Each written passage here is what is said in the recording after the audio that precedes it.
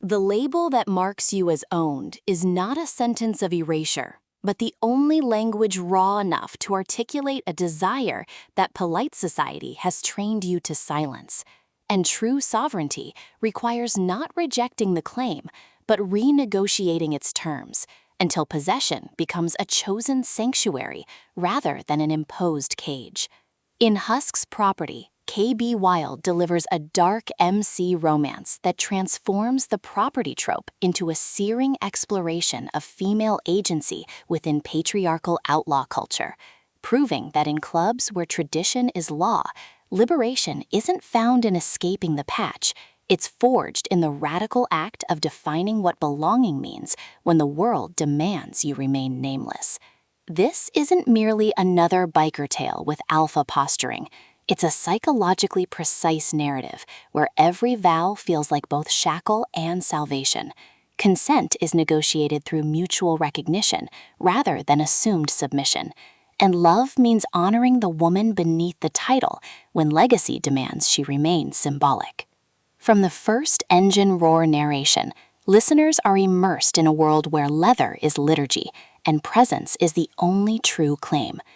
Perfect for fans of morally complex dark romance and stories where female power thrives within constraint, this audiobook serves up atmospheric grit, relentless emotional honesty, and protagonists whose journey from contractual obligation to sovereign partners resonates with anyone who's ever been told their worth was tied to their obedience.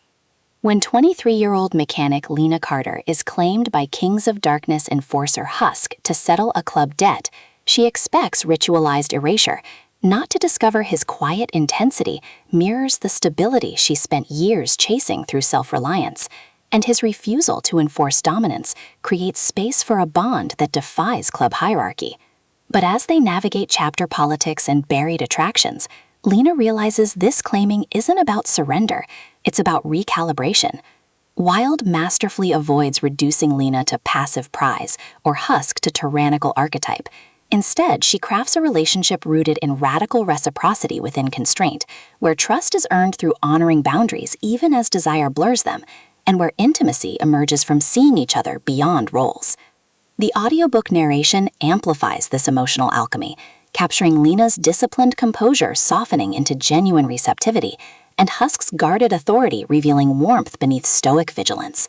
You don't just hear their bond deepen, you feel the seismic shift of two souls learning that some claims can only be honored when you stop demanding they define you. What elevates Husks' Property beyond typical MC fare is its nuanced portrayal of club tradition as collaborative governance rather than romantic erasure.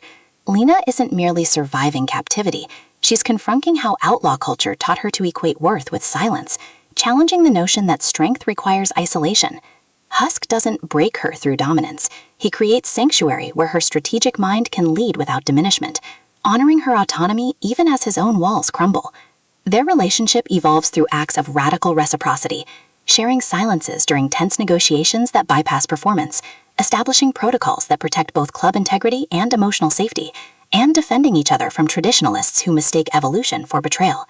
Supporting characters add vital texture: old ladies whose loyalty encodes suppressed grief, prospects whose ambition conceals insecurity, even the clubhouse itself, rendered as living archive whose worn leather absorbs decades of unspoken bargains. Every interaction reinforces the novel's core truth. In systems built on legacy, tenderness is insurgency, and presence is the only true heirloom. Even the MC mechanics serve thematic depth, with property vows mirroring emotional attunement and chapter rituals becoming metaphors for earned trust. For audiobook listeners, this production is an immersive sensory descent into elegant dread. The narrator embodies Lena and Husks with remarkable distinction.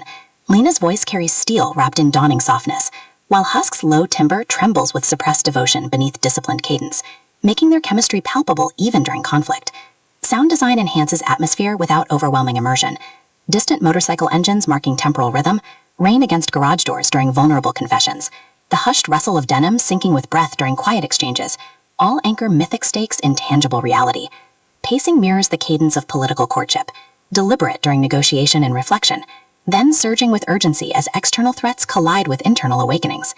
Whether you're commuting through urban chaos or unwinding in twilight solitude, the audiobook creates a portable sanctuary where slowness feels sacred and connection feels lifeline.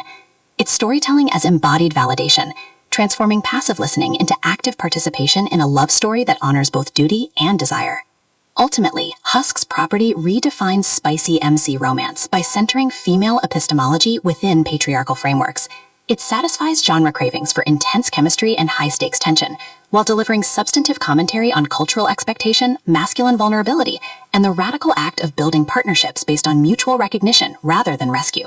As Book 3 in the Kings of Darkness MC series, it enriches the saga's emotional tapestry, while standing confidently as a complete emotional odyssey in compact form.